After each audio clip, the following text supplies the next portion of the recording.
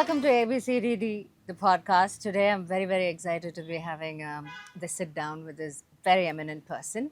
So, Avrapati Solnona, usually people, when they want to display their intelligence, they quote great leaders, philosophers, and but என் பக்கத்தில் உட்காந்துருக்கிற இவர்கிட்ட என்ன இவரோட intelligent இவ்வளோ டிஸ்டிங்க்டாக ஏன் இருக்குது அப்படி கேட்டிங்கன்னா those intelligent people quote him.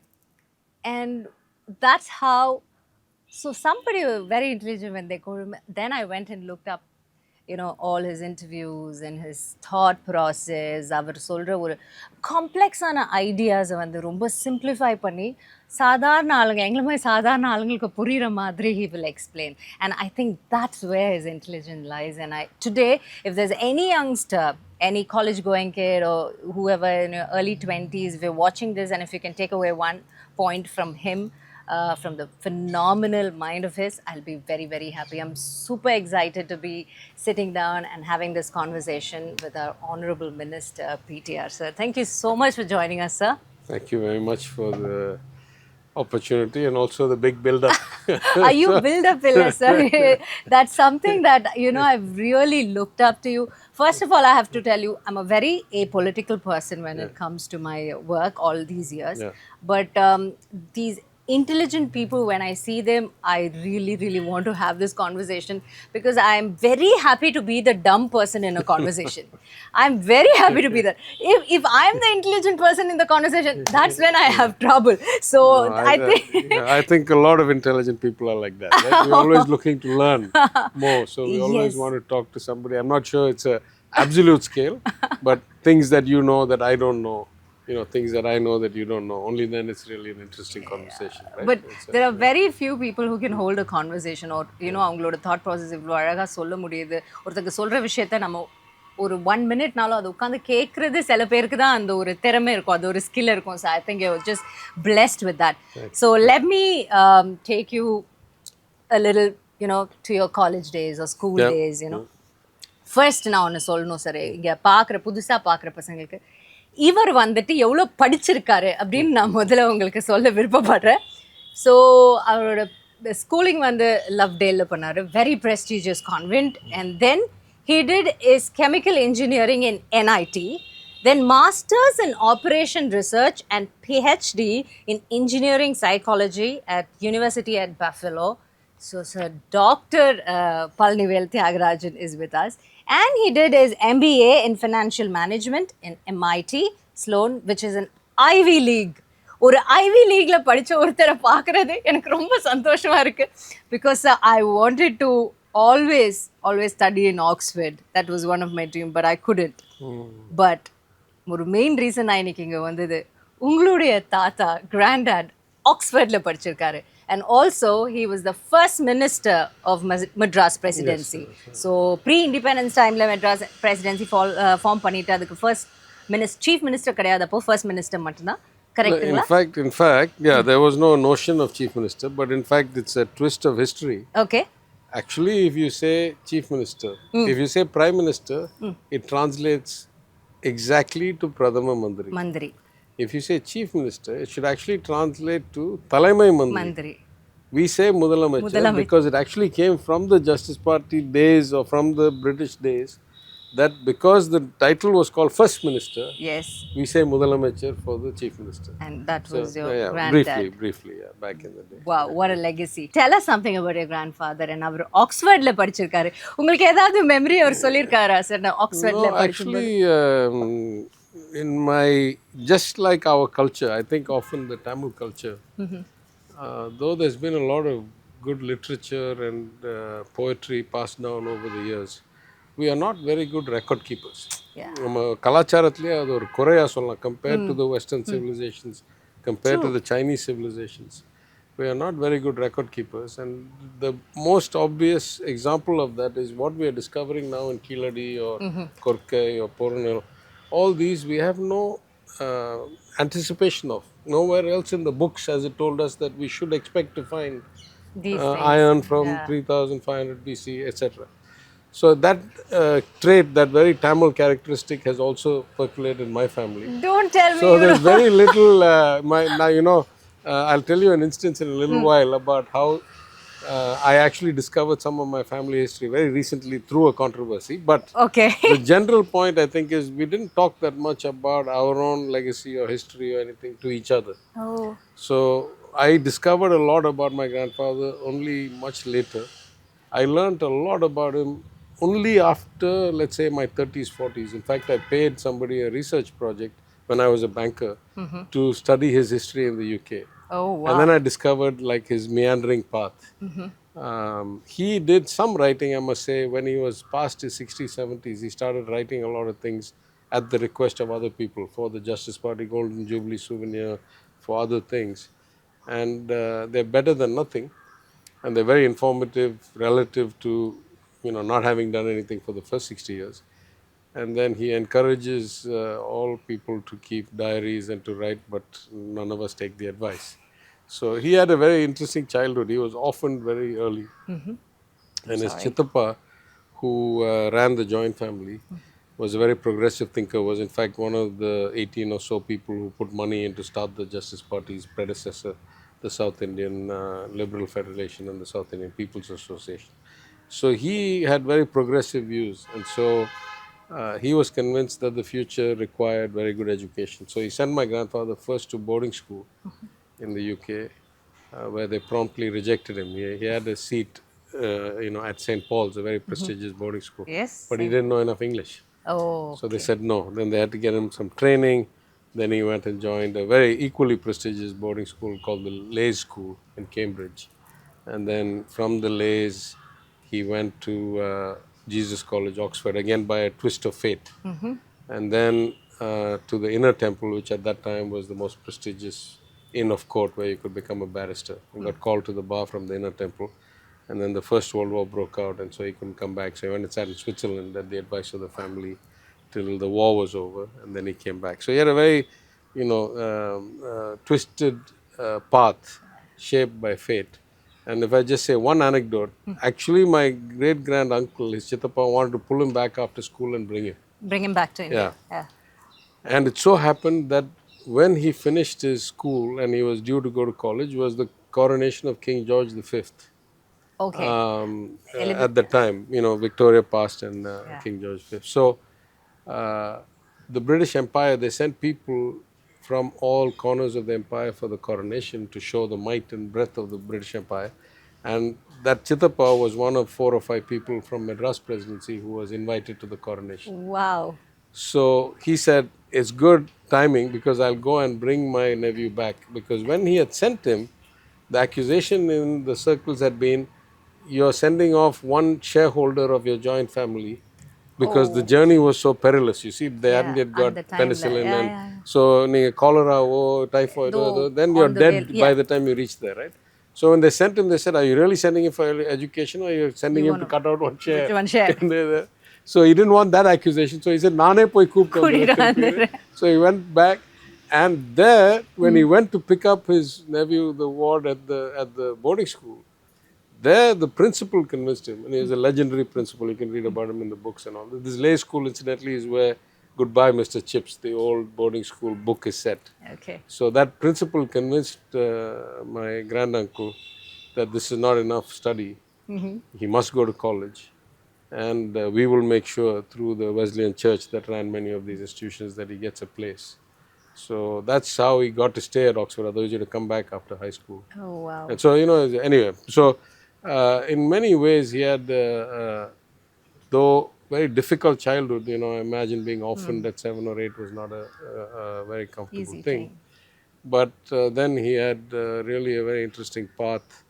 And then he became a member of the council and the whip of the party at the age of 28. He was a minister by the time he was mid-30s. He was first minister when he was like 42. He lost the election. And then he was an independent MLA in the first state assembly in 1952 at the age of 60. Then he was an MLC for a while. So he saw the peak very early, and then he spent the rest of his life doing good for people, but People. mostly for temples. He did a lot of work for a Lot of lot of work. temples. Yes. Sabrimala idol, நிறைய Madurai idols Meenakshi, நிறைய the கோயில்கள் Meenakshi Amman கொடுத்துருக்காங்க. Koil, Tenkasi, Vadapalani, Thiruvaduvur, many temples. So he had a very interesting life. peaked very early politically, and then used that kind of connection and relationship and standing to do a lot of other things socially. So very interesting life. But அவரை நீங்க பார்த்துருக்கீங்களா sir? when I was a boy, I was allegedly his favorite grandchild. Okay. To the Now, I extent, don't think that is true. I think he's just doing that to no, I'll tell push you a why. little bit of his cousins. To the extent that 15 of us, including 2 younger than me and let's say 12 older than me, 15 of us were all sent to Loveday. Oh, wow. To the same boarding school. அப்போ Girls, boys, everybody. everybody. Right? Yeah, அந்த everybody. ஸ்கூல்ல பாதி Extended வந்து family. நீங்க Yeah, தான் yeah. இருக்கீங்க. But over like 18 years or something, Yeah, almost alright, every year. yeah. In my own year, one of my first cousins, my father's elder brother, son and I, were both the same age. We were like 40 days apart. We are. Yeah. He's with me. My grandfather insisted that I shouldn't go. Why? So my father said, why? And he said, no, everybody has told us, including the Kanji's Periyar, who had come for the temple, Madurai Meenakshi Amman, Tirupani, Kumbhabhishekam, that this boy is the future. Oh. I don't want him to have the same fate that I had. I don't want him to be removed from the people and have to build the relationship back. So my grandfather, just to show you how people change, when he left for the UK, he couldn't eat non-vegetarian food. Okay. He suffered. He writes in his books, he says, because later Sir, but then plain Mr. A.T. Paneerselvam and some Mr. Gatala from Vellore were college students in Cambridge, where the lay school is. When I got hungry and I couldn't eat the college food, I used to go to their dorm room and eat whatever fruits, cakes, biscuits, whatever they had. That's how I subsisted. When he came back, he had become such a non-vegetarian that, and he couldn't barely speak Tamil. Then by the time he died, he was Tamilavel, he was a Tamil Pulavar, he started Everything Thiruvallur Tamil. Kalajam, he ran the Tamil Manadu, he did so much, and he was complete vegetarian again. Right? So, He it goes, really went lived from by one the extreme to saying, the, be a Roman when you're in Rome. So he said to my father, I don't want to happen to him what happened to me. If he is going to be of the people, I want him to be with the people. Don't send him to convent. Don't send him to boarding school. So my father's argument was, what will I say to my son when he grows up? And he says, Appa, why are all my cousins like good English speakers, sophisticated, better education? Why did you keep me Here. in the city? And so then my grandfather's argument back, allegedly, this is all from my mother. I have vague memory because this involved a little bit of a strange incident. When they couldn't agree, they decided to call me in and ask me what I wanted to do. I was Do you like 4.5 years old, right? So I remember going in and I remember my mother threatening me. You're going in, when he asks you where you want to go, you say you want to go to Ooty. I say, but I don't want to go to Ooty. She says, no, you have to go to Ooty. With tears in her eyes, because I'm an only child. She already suffered a miscarriage with the first child. Okay. So she has no guarantee she's going to have any more children. So it is against her firmest kind of, wish that I should stay. Okay. But because my father tells her so, she assumes my father is a man of the world and is for my future. So I go. Then my grandfather says to my father, listen, if he's going to study well, he'll study well anywhere. Yeah. Don't send him there, keep him here. Then, of course, my grandfather was a great man in many ways, but my father was a spectacularly brilliant lawyer. He was beyond amazing. Argument. Right? So with my him. father says to him, if it's his fate that he's going to come back, he's going to come back wherever I send him. And he sent me. That's how I went to Ooty. So I remember playing cards with my grandfather. I remember we used to bet on like the little 1 paise, the yellow and orange kind of orange slice mutai in a Horlicks bottle. So I remember my grandfather from back then, but I didn't have much like conscious interaction about anything meaningful, other than just as a grandchild. I have just a pictures of boy. me sitting in his lap and this, but that's it. But of course, his legacy looms large in the sense that both my great grand uncle. Now, if I tell you this history that I never knew about. When I was finance minister sworn in, almost the first day, there was an interview in my office where I don't want to name the paper, but reporter came and asked me a bunch of questions. I answered about the fisc, about the deficit, about the plans, about everything. And then almost when he was walking away, in a throwaway line, he said, what do you think about this God man? Again, I don't want to give him Yeah. publicity, so I don't want to say who. So I said, what God man? He's a charlatan. He charges 5,000, 50,000, 5 lakh tickets. What man of God charges tickets for all this stuff? I let it go. They went and printed that story first, the first interview of the government. They say, finance minister says XYZ is a charlatan. And then like 10 days later, they published all my financial stuff. So when this happened, a lot of people got involved in the fight and all that. And another relatively, not significant politician made all kinds of threats and insinuations. Who is this PTR? His background will be investigated and all that. And the best thing that came out of it, actually two good things came out of it. One really good thing was that Perumal Murugan wrote a poem. I have never met Perumal Murugan in my life till about 2 months ago. Okay. But back in 2021, he wrote a poem in my support Okay. when there was a big controversy around me. And that was a great thing. And I have it framed somewhere. And then the second thing is that the current Rotary president or something, Madurai, sent me a link. And he says, since your background is to be investigated, I want you to read this article. And it's live, actually. DK has all of the Kudiyarasu and all of the Vidudalai papers online. And so it was the Kudiyarasu editorial of 25th March 1928. It was, the editorial was an obituary for my great-granduncle, this M.T. Subramaniam, who had started, one of the 18 people who gave the money. And Periyar has written that obituary of him. And I didn't know that he was that seminal in the movement. And so that history, then of course he carved the path, then my grandfather did amazing work. My father mostly suffered the consequences of trying to follow in the footsteps in a world that was changing very rapidly, in a value system that was decaying. He was 10 times the man I'll ever be, both intellectually and otherwise.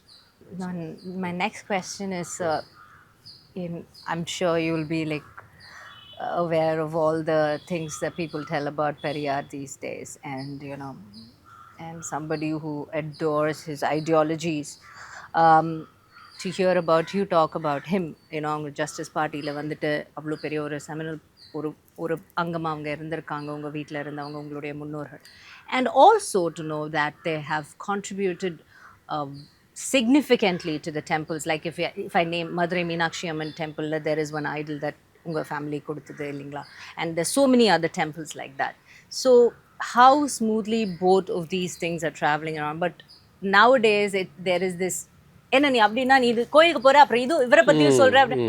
Hey, நான் கோயிலுக்கும் போவேன், but I also like his ideologies. What is wrong? That's how it's supposed to be. And when somebody was like saying all these things about Periyar, ஏன் இப்படி பேசுறாங்க இவ்வளோ தப்பா பேசுறது, then there was one old true blood Periyar is like, it's okay, let them also speak. They should also speak whatever they have in mind. Abdin. So how have you? I would say, if you read deeply about Periyar and his transformation, right? That we must remember, Periyar was a member of the Congress Party till the 1920s. Well, after the Justice Party was formed, well after he did one election, he was still in the Congress Party. Then he left the Congress Party. He started the self-respect movement. Then the self-respect movement and the Justice Party found common cause and traveled together for about 10 years. My grandfather raised the flag and gave the opening speech at the self-respect conference in Chengalpet. They traveled together, and then at some point, my grandfather, among others, asked Periyar to come and take leadership of the Justice Party. That lasted about, I don't know, 8 or 10 years, or maybe less. And then at some point, they diverged, and Periyar separated and started the Dravida Kalagam. But the ideological difference was not about religion. In fact, if you read deeply about Periyar, and I have the exact quote, my memory is quite good, so I can tell you roughly. There's this Swedish, PhD scholar, Anita Dale, who came and interviewed him and wrote a book about him. And in that, she quotes him as saying, listen, I don't believe the word atheism means anything. It says, you have a system. In your system of religion, you say that God requires A, B, C, D, E. I say, if there is a God that treats all human beings as equal, doesn't say who can come to what level. I say, if there's a God that doesn't require me to give gifts every time I see the God. I say, if there is a God that says, I don't need an intermediary Yes, absolutely. then I have no problem with that notion of God. God. But because I have a problem with your notion of God, you label Your me rules and atheist. regulations. Yeah. He says the term atheist is a meaningless term. It doesn't mean I have no belief in anything. I have belief in things that are different than what you believe in. Atheist means without any belief. That's not the right word, right? Now, of course, over time, I think the profound difference between Periyar on the one hand and Justice Party, then eventually Anna, the DMK, and all the Dravidian parties on the other hand, is very subtle but very, very deep.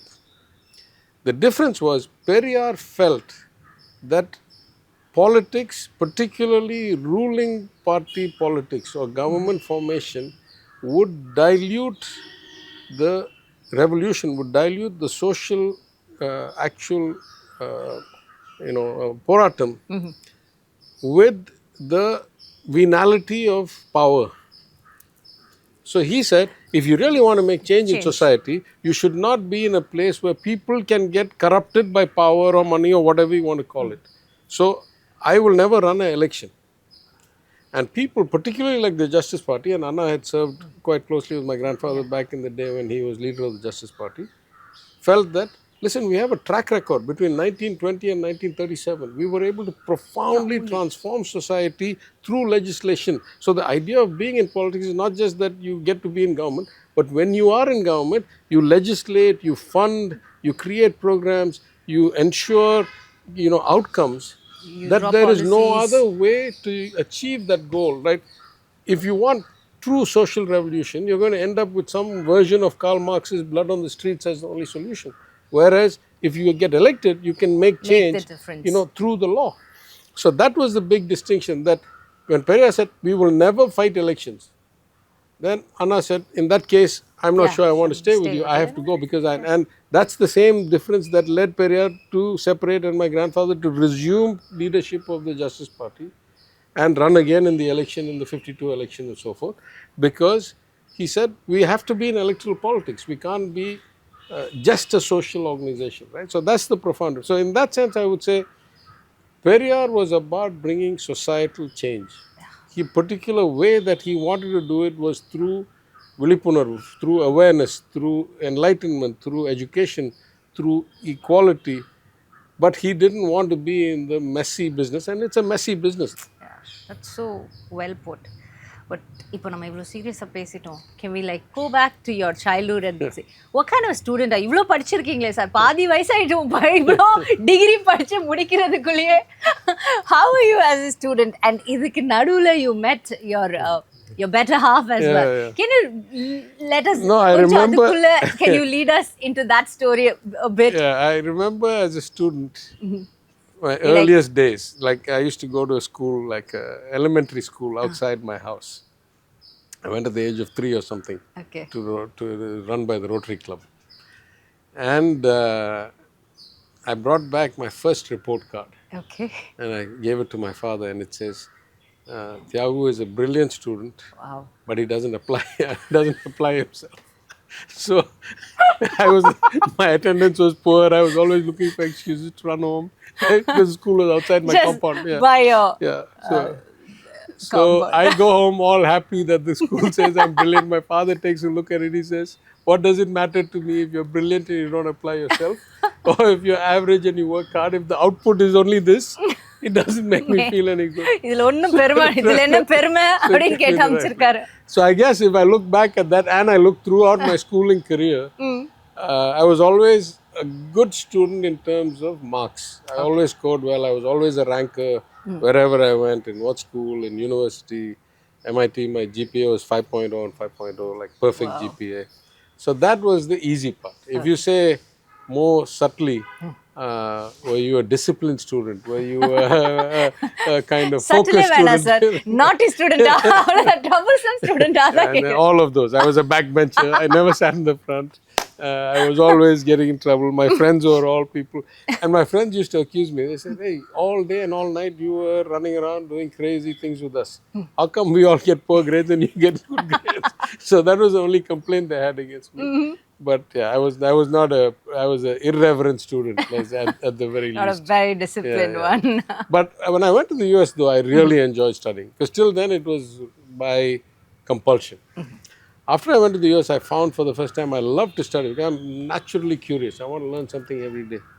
And so the notion of studying for the sake of learning and then the grades will come anyway. That I only really discovered in the US. Here, US. everybody's reading the same thing. Yeah, You and have to then you have regurgitate, and to everybody's got like one write it guidebook, and out, then and yeah. like I remember, I don't want to say his name again, but in plus two, the guy who got the highest marks in English in my class couldn't speak two sentences grammatically. But he had mugged up that Mucked up guidebook, everything. and that's what the examiner's level of English was, right? Yes, So, absolutely. anyway, it is what it is. When I was in school, I don't like to mug up and write things, Yeah, and I'd like to write it on my own words. And whenever I write on my own words, then I have this yeah, problem. My exactly. teacher calling me, "Where is the answer? Where's the answer that I taught you?" I'm like, "Ma'am, but It's the the same. core thing is the same thing. Why can't I write?" I did my bachelor's in English. நான் என்ன பண்ணிட்டேன் ஒரு Shakespeare in love படம் பார்த்தேன் sir. அதில் வந்து master Shakespeare அப்படின்னு அதில் கூப்பிடுவாங்க. ஏன்னா அந்த நாடகம் போடுறவங்க எல்லாம் ஸோ அடுத்த நாள் நான் வந்து போய் எழுதுவேன் எக்ஸாமில் மாஸ்டர் ஷேக்ஸ்பியர் ஃபுல்லாக எழுதிட்டேன். ஆஃப்டர் தட் 10 days ஹாலிடேக்கு அப்புறம் I'm going back to college. I'm like did you called to the staff room. I'm like நான் ஒன்றுமே பண்ணலையே எதுக்கு. It's like what is this? Where did this master come from? I'm like, ma'am, he is a master. He was the master of the ceremony. He was that you cannot. Where did I teach you, master? Where is master? தூக்கி போட்டாங்க paper. சரி நாம இந்த English படத்துல பார்த்துட்டு வரலாம் எழுதக்கூடாதுன்னு அன்னைக்கு தான். So I can totally understand what he's saying. No, it's a very narrow notion of learning. No? Yeah. If the ambition of the teacher is to only teach you what they know and not have you think independently of that, is a very narrow. It doesn't serve anybody. Yeah, Right? it does exactly. But yeah, it's a system. But now that we are in February, March, April, பசங்க 12th முடிக்க போறாங்க. They want to go abroad and study. And இங்கே நிறைய புது புது courses வந்திருக்கு. You being the information technology minister, and நீங்க ஏதாவது இந்த மாதிரி courses நல்லா இருக்கும் இல்லனா if you can say அது ஒரு question. The second question is foreign போய் படிக்கிற பசங்களுக்கு what is that you want to tell? Well, I would say, there are no formulas, there are no easy answers. But I would say broadly, what you study is not the most important thing. How you fit with what you study. That is, do you know what you'd like to do? I'm not saying it's an easy thing. Like I joke, I'm going to be 60 in like a year, and I'm still trying to figure out what's the best thing I can do. So, and in fact, I did something about it because when I was opposition MLA, my maiden speech in the assembly, I encouraged. The biggest trick, I think, is trying to find what you want to do, what you like to do, and what you're good at. Good at. And that needs to be as broad a thought process as possible, because otherwise, at least in my time, we were all told, be a doctor or engineer. Then it got expanded, be a doctor, an engineer, or a CA, or a lawyer. Like there's only this, and most, because we have had such an explosion in the number of children going to school, going to college, there's not enough in their own families to be their mentor, be their guide, right? There's not enough, there's a huge ratio of first generation college goers, first generation school finishers, right? So we need, and the state is doing a lot, but the primary thing I think is people should be exposed. Like I remember, I used to go to this hotel when I was a banker, the hotel next door. And every few months, the waiters would change.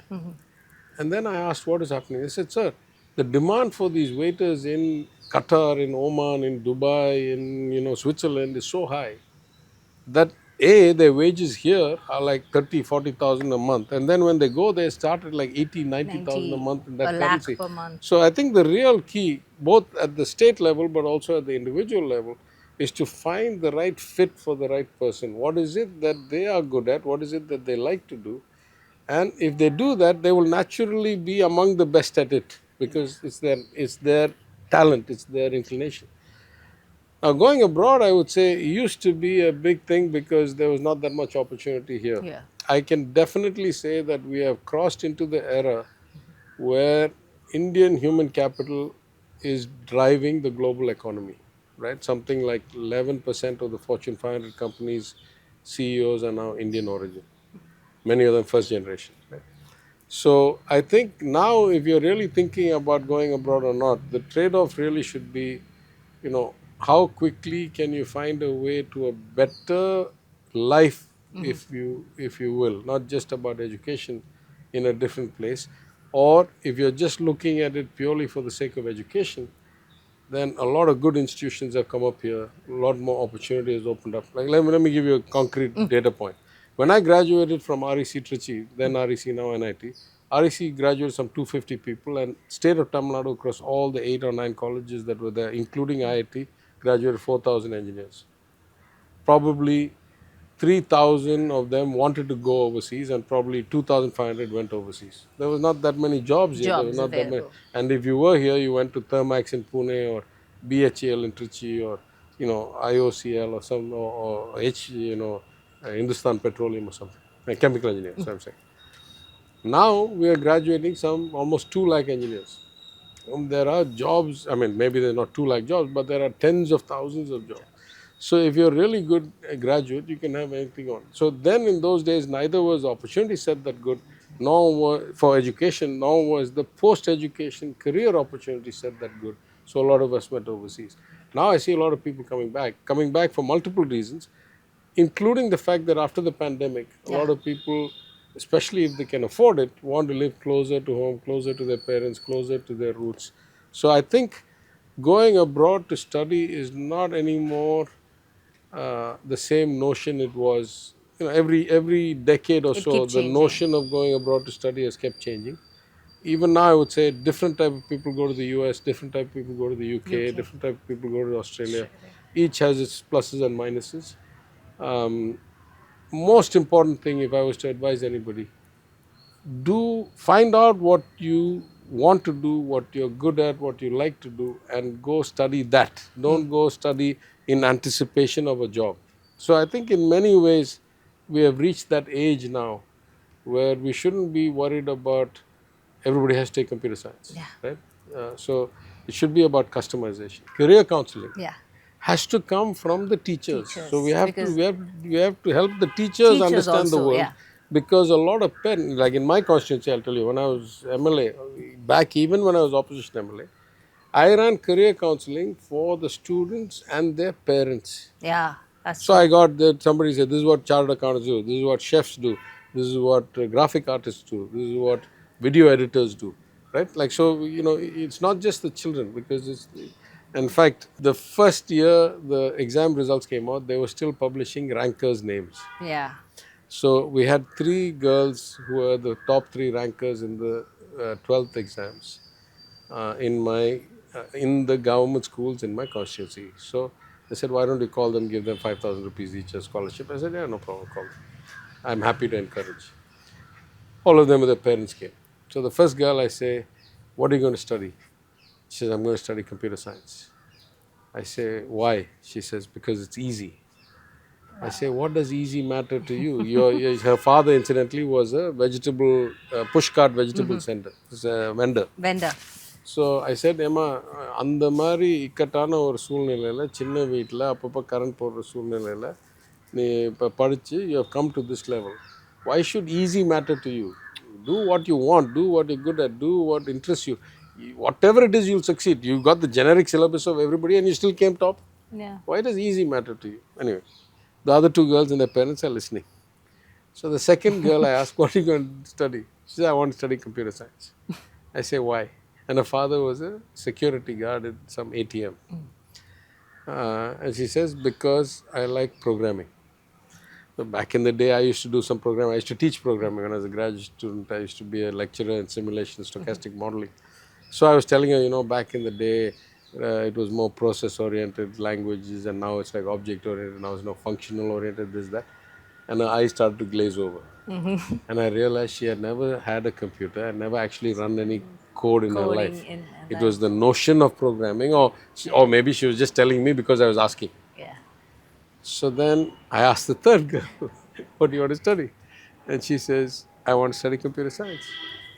So I say, why? And by now she knows if she says any other answer, I'm going to ask a follow-up question. So she says, பக்கத்து வீட்டு பொண்ணு போன வருஷம் முடிச்சுட்டு அதான் படிக்கிறாங்க, அதனால எங்கள் அப்பா சொன்னார் நீங்களும் அவங்கள மாதிரியே படிங்க. Right? Which is the actual truth. Right?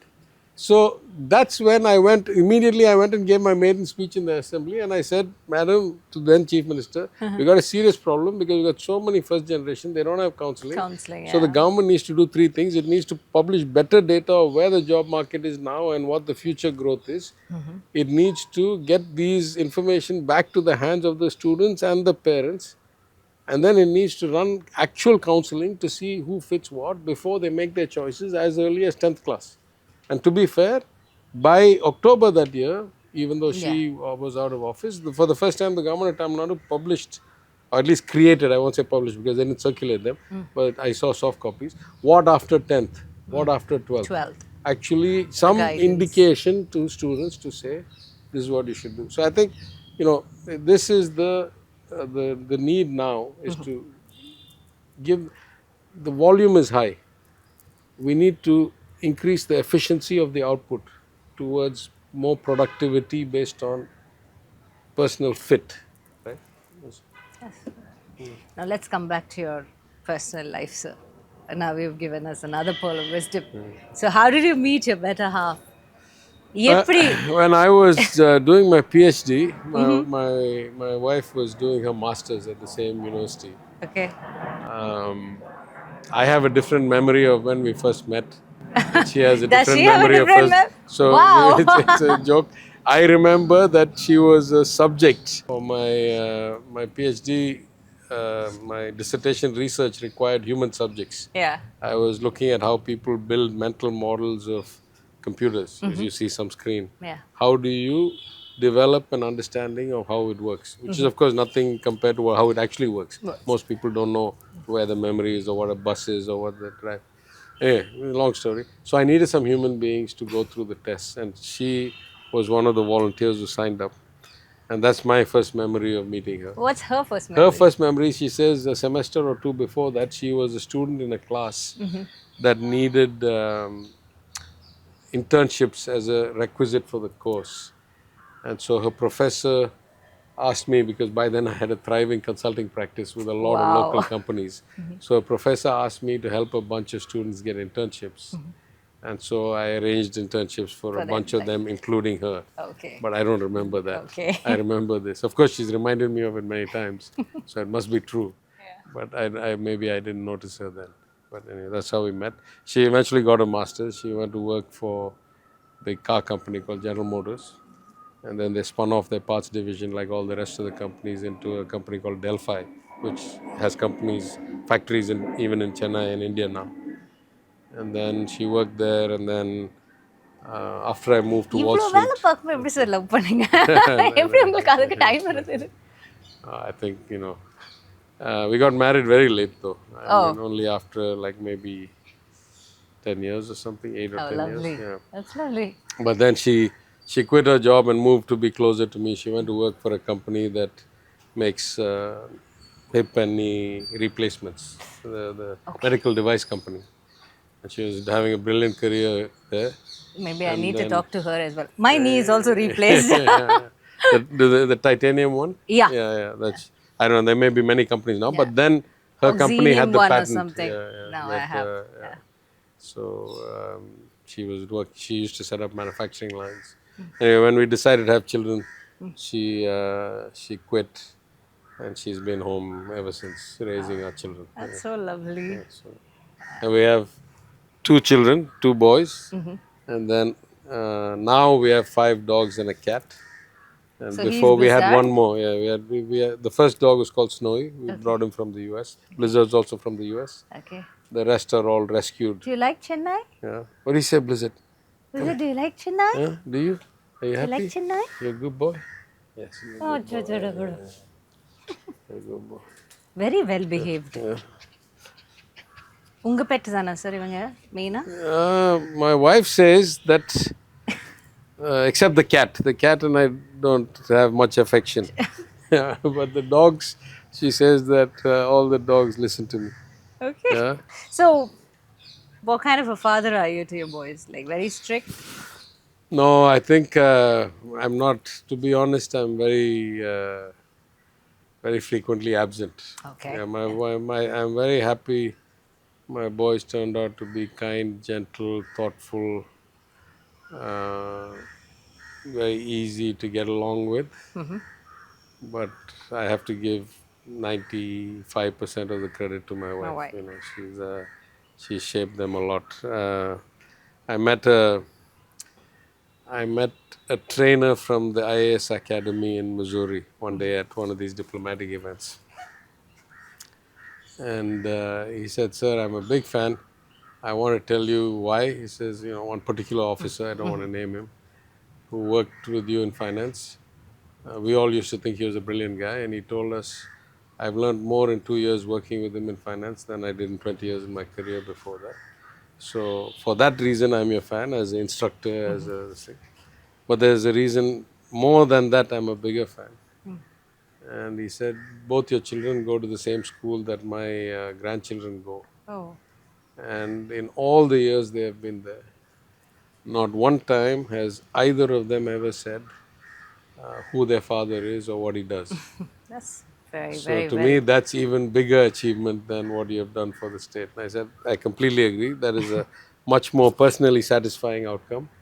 But 100% of that Goes credit to should my. goes to my wife. Yeah, And, definitely. That's very, very satisfying. And that's very well mannered kids, to even know that. Next, sir, what I want to ask is like, பொலிட்டிஷியன்னாலே எப்போவுமே சீரியஸாகவே தான் இருப்பாங்களா sir? நீங்கள் உங்களோட அசெம்பிளிலலாம் போகும்போது நீங்கள் சிரித்து பேசிக்கவே மாட்டிங்களா? உங்களோட பியர்ஸோட நீங்கள் ஏதாவது ஒரு do you like talk to them or you like okay like for example if it's TRB Raja sir is like hi and you're like this or you guys have some relationship you have some friendship no, or no, how is it? I would say that. Like Hon'ble Mahesh sir and Yeah, no, no, yeah. I would say broadly, in the era of Ms. Jayalalitha, for all her other good qualities, her party members were afraid to be seen like hobnobbing with the opposition. So it was very, like literally the first 6 months of um, my MLA-ship were a different feel, and the last 8.5 years have been a different feel. First 6 months, I remember somebody I knew, and people like OPS I've known a long time. Okay. OPS is from my native village, his father-in-law, so very, very close personally for, as I say, generations, not one. But somebody else, I don't want to say the name. I remember the first time I ran into him at the assembly. I'd known him slightly before. Uh, as we were walking side by side, pretending that he wasn't even talking to me, he, connected my fingers and he said, "Oh, congratulations! I'm very happy you're here. I hope you have a good career." And he walked as if like we had not talked to each other. Right? They were that afraid. Minister, right? Yeah. Minister. But I would say now it has gone back to the way it is, I think, in Delhi, where inside the house it can be anything. But outside, everybody's friends with everybody, everybody is kind to everybody, everybody is courteous to everybody. Now let's talk about Madurai, sir. Yeah. Your city. Last time I was in Madurai, I was amazed how beautiful, how clean the city is. Oof, the food, the hospitality. So does that run in your blood? How? Tell us something about Madurai. I hope everybody would say the same as you. So if you ask me, is Madurai, really, really nicely off? I have to admit we can improve a lot. That's about things that are infrastructure and solution. We're working on it. We put some things in place. If you talk about hospitality, if you talk about food, if you talk the tourism, the warmth of the people. Now you talk about other attractions, including places like Kiladi and the museum and all have come up. Then of course Madurai is in a different kind of state of existence. So we're very happy about that. That's in our blood, and we take great pride in it. The temple, of course, now I have additional interest since my mother is the first female chairperson in the temple's history. In fact, in the HRNC history, I think. So we are happy with who we are, but we don't rest on our laurels. We think, like everybody, we think we can improve a lot more. So we keep working on it. What's your favorite food, sir? Madurai I used to. This is a great, a sign that God has been kind to me, or nature, or whatever, fate has Okay. been kind to me. Only 2 years I studied in Madurai of any cognition, right? I'm not talking about kindergarten and first class and all that. Was plus two because my father brought me to state board, so I wouldn't need recommendation to go to college. In plus two, I studied in one school that was opposite the Major Courts Mill. It's called Vikasa School. It was by the courts management for its employees and their children, and they took few people like us from outside. And I discovered for the first time, because I'd been in boarding school all my life, I discovered for the first time the joy of eating in one parota kadai just outside the school gates, Okay. because it was frequented by the mill workers when they came out. And the shifts in those days, Major Mill, or Major Coach, was 3 p.m., 11 p.m., 7 a.m. So 7 a.m. to 3 p.m. one shift, 3 p.m. to 11 p.m. one shift, 11 p.m. to 7 a.m. one shift. So our school used to get over only about 3:30. Okay. But this tiny parota kadai had only about 10 or 12 seats. Okay. So if you were late after the 3 o'clock, then already there'd be, Full. hungry people come on your work eating. Of course, because we were relatively well off and because we were, somebody, they tried to give us seats and all, but we'll also feel bad Yeah. to go and take it. So we used to cut school half an hour early, 40 minutes early, to go out to finish eating before the mill let out the shift. Right? That's where I really started eating street food. And the parota and the salna and the, kottu parota and the mutton sukka and all these things, chicken 65, all these, which I started eating there. Now think about the year. This is 1981 to 1983. Okay, so I'm studying in the school. I'm eating in these shops. Fast forward to 2016. I become the MLA for that constituency. Okay. I can't find the shop because it is relocated because of some building damage. It is relocated like 3 or 4 or maybe, I don't know, 50 meters down the road. I struggled for so many years. When I was an expat, I couldn't find it. Finally, I found it. And not only I found it, it turned out to be called, of all things, Dravida Unavagam. Because in that place, Periyar Anna and Talavar Kalaignar and Mayor Muthu and all have eaten there, and they are like of the Dravidian ideology. Because the old man is no more, now the sons are running it. So now I go there and eat. Started me as an opposition MLA, as a minister. I take my family, we go sit there and eat. And it's become very famous because the MLA and the minister eats there. And I've taken like foreign dignitaries. I've taken a Malaysia minister, I've taken a bunch of CGs, and we go eat there.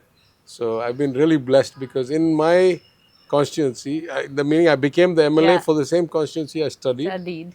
And for the parota shop. And so if I go to Madurai, that's my favorite food. I go sit in the street. Because I really, really love to come to Madurai to see Meenakshi. I think I have a very close relationship with her because every 2 times only இவ்வளோ லைஃப்ல நான் 2 வாட்டி தான் வேண்டியிருக்கேன். You do this for me, please, please. I'll come see you.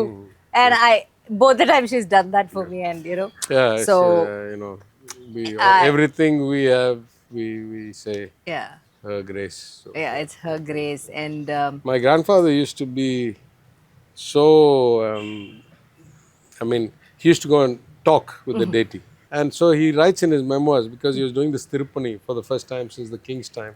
And in those days, I'm saying in the 1960s, early 60s, I think the Kumbhabhishekam was done 63, so this was in the 60s. It required lots and lots of money. It was a big temple. And so one day he says, I ran out of, the treasurer called me and said, we ran out of funds. So I went straight to the sanctum, inner sanctum, and I said to her, when I took this role, I said, you have to take care of the money and I'll take care of the execution. Now we're short of money, you have to fix it for me. அப்படின்னு சொல்லிட்டு நான் வந்துட்டேன். So by the time I finished the inspection, I got a call saying that Palani temple trustees had sent somebody with a check for 1 lakh or something, in those days money. Okay. And then something else in Tiruchendur or something had sent. So I started the day broke. I ended the day with like 3 lakh rupees or something extra. And then in the end, we made so much money that we paid back, we got so much donations that we paid back that money to the temples without any rupee short. So she took care of it. So he had that kind of belief. I have, in my own way, I remember the first election, people said, you won't make it. It was very short. I won by 5,000 votes or something, like 3.8%. And to be fair, some pollsters had predicted it. It was a very, very close race. I'll say two good things about it. The party on average lost by 1%. We only won 2 seats out of the 10 in Madurai district. Mine was 1 at 3.8. So that's a good thing. The second is by next time, my margin of victory is now like 23%, 34,000 something votes. So it wasn't, but that was a touch and go event. So I remember going To the her? day before counting, the day after polling, and saying that whatever happens now is in your hands. If it is in your interest that I should stay here and serve the people of your area, because it's in my constituency, Yeah, yeah. right, in Madurai Central, then I assume that you will make me win and I will do the service. If, since my life has already turned out so well, if you believe that this is not for me, that you and the people here will be better served by somebody else and that I should go and do other things with my life, then I assume that's what is good for me. You're going to give it. So whatever happens is in your hands. And after that, I was calm. I didn't worry that much about the counting and polling and stuff like that. Everything has gone the right way. What is your fond memory of Kalaignar Avargal? Have you met him like as a child, as a young boy? Yeah, I've met him many times, but Outside of a politician, I'm asking. yeah, I met him many times in many ways. He used to come back in the day. I don't know if it's kosher to say this or not. Back in the day, he used to come and play cards with my father at my house. They used to set up the table, card table. But my lasting memory is the one I put in my obituary that I wrote to him, because I'd been thrown out of the assembly while not even being in the assembly. I got evicted for, I've written about it many places, but I was sitting in the library Okay. and they wanted to do a mass expulsion. So they did expulsion of all MLAs, all DMK MLAs for bad behavior. Yeah, okay. I said, how could I behave badly? I was not even here. So one thing led to another. Of course, like a wonderful, brilliant judicial system, the case is still in court, right? But I went to court. I wanted to go to court, and almost everybody said no. And nobody wanted to make the call to enable me to go to court. Court, I said, I want to go to court because of a fundamental violation. And it was like haphazard. So finally, I was kicked upstairs to the great man himself. He was still the leader of the party, right? It was 2016, July, or right after we'd taken office. I mean, after I become MLA. And there's only 3 of us in the room. There's Talaivar, there's me, and there's Nitya, his attendant. Nobody else in the room. And I go and I explain to him in detail and I say, this is what happened. There's that. A lot of people in the party telling me, a lot of stuff, bad stuff happens. Don't go to court. It's a waste of time. Nothing's going to happen. But to me, it seems like 2, 3 issues are important here. One, when new blood like me come, if we are willing to accept the old model without any pushback, then what is the point of Having new blood? new blood. No more. Because, one of the arguments for don't go is that a lot of bad things have happened in the assembly, this and worse. It's not likely to get traction if we go to court. The second thing I said is, if today this guy can throw me out without me having done anything wrong, and it sets a precedent that it can stand. What if tomorrow he comes in and he says, I decide that all those wearing DMK karai on their veshti are suspended, whether you do or don't do anything. There is no limit to the speaker's power, right? And the third thing is that we will not find a better case than this because there is video evidence. There are CCTV cameras everywhere. There are CCTV cameras in the hall showing that I was not in the hall. There's a CCTV camera inside the library showing I was in the library. So, were this any normal court of law, it should get decided without argument. You just put the video cameras there, gets decided. How can he get thrown out for bad behavior? It's taken me 2 minutes to explain it to you. Yeah. நான் தமிழில் சொல்லி இப்படி அப்படி சொல்லி இமோஷனலாக பேசும்போது it probably took 4 or 5 minutes. He did not say one word. In fact, between his dark glasses and the fact that he was already in a wheelchair, it could not be that clear whether he was listening intently or not. Okay. The only way I knew his mind was still working, his wheelchair had a place where he had the controls of moving himself around. And when they left him in his permanent spot in his office where he received visitors, they took the controls out so it didn't accidentally move. And so there was a hole there. And his hand used to keep going like this. So I'm sitting like this, he's sitting here, and he's just moving like this. He listened carefully to everything I said. At the end of it, I said, what should I do? என்ன பண்ணணும்னு சொல்லுங்கய்யா. It took only about 10 seconds. He said, நீங்கள் கேட்குற கேள்வியெல்லாம் நல்ல கேள்வி, இதுக்கு பதில் தெரிஞ்சே ஆகணும், போய் வழக்க தொடருங்க. That's it. Right? No argument, no follow-up question, no nothing. Every single thing. And this was when he was late 90s, right? Mind was still crystal clear. Crystal clear. Decision was instantaneous. Not let me think about it, not let me I'll talk get to back to anybody, you, not nothing. right? All the questions you're asking are valid, extremely important questions. We must know the answers to these. Go get the case done. They thought it wouldn't get taken. It's a long story. It got taken. And then about 2 weeks later, the government was on the back foot, because once they asked for the tape, these guys were like struggling. So somebody told him that we had made that progress. They told me, go and see him. So I went to see him. And I have these pictures that Nitya took, because normally people don't take these pictures. And I have these pictures of me standing, leaning over. He's in the chair. And I'm leaning over talking to him. And he's clasped my hand. And he's just so happy, he's beaming.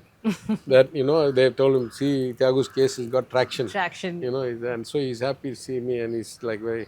And I have 2 grainy pictures, because they're taken on a phone. In those days, cell phone cameras have improved so dramatically year over year. For 8 years, you can imagine, 8 years ago. But that will be my lasting memory, that how quickly he processed, and then how happy he was. And you can see it. I'll show you the picture sometime. And so, that's my memory. Definitely it's a motivational thing for you, right? For a young blood like you, when you go and your leader does that to you, it really pushes you in the right direction. No, he was, I speak to a lot of people. It's one of my regrets that when he asked me to come in 2006 when my father died, I couldn't, because my wife was pregnant with our second son. First son was a year old. She was slightly older. There were complications in the pregnancy. She didn't want to risk traveling to India and having the delivery here. So for various reasons, I couldn't come. But I would say it's one of my regrets in life that I never got to serve in active politics. When he was... under his active leadership. Yeah. Because by the time I came, we already had a working president and a different leader of the opposition. I mean, I'm very happy to be with my leader now, but I lost any chance of doing that. So, definitely. End of it, sir. Now, I have only one question. That is, you can pick a question from this, any of these, any one of these. So that's like many questions. Yeah, it's like called pick your question. And after this, we have one last question. That's it. Okay, I'll do rapid fire, like one line to all these. Oh, okay. Okay. What would you do if money were not an issue? Money is not an issue for me, so I'm doing what I'm doing now. What are you naturally good at? Yeah. I think I'm a problem solver, analyzer, fixer by nature. Okay. What values do you prioritize in life? I think family, friendship, relationships, trust. What activities make you lose track of time? I can play golf happily for a long time without wondering about doing it. How would you like to be remembered by others? As somebody who was a good friend, who made them laugh, who helped when needed. What problems do you enjoy solving? I got a big difficulty there. There's no problem I didn't think I wanted to solve. So I take on too many things which is not relevant to me. Lovely, sir. But anyways, thank you so much. It was wonderful having this conversation with you. And thank you so much for your time. I know you're super busy. அதுக்கு நடுவுல நீங்க எங்களுக்கு இவ்வளோ time கொடுத்து எங்களோட கேள்விகளுக்கு எல்லாம் பதில் சொன்னதுக்கு ரொம்ப ரொம்ப thanks. It was an absolute pleasure. Thank you for having me. I'm not sure it went to the length or the direction you wanted. But Oh, it anyway, did. we I gave had no some. direction. I was like, let's go on a ride. That's all. Thank you, sir. Thank you so Thank much. you. Thank you very much.